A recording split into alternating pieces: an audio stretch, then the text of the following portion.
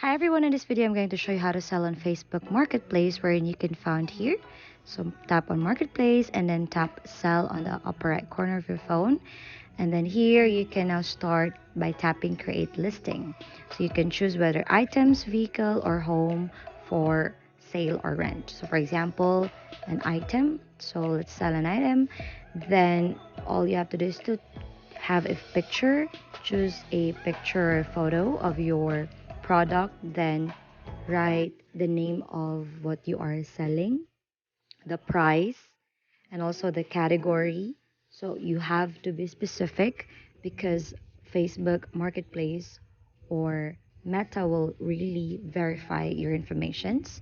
So let's just choose anything in here. For example, this one. Okay, and then write in the condition and then the description of your product. And then you can also edit here the location. So once you edited the location, now it will be shown to the people who are in that specific place. So once you're done, tap publish and then wait for it to publish. And then you will be able to see there active listing. So once it's active, now you will be able to see there in active listing. So that's it. If you find this helpful, please don't forget to give us a like and subscribe for more updates.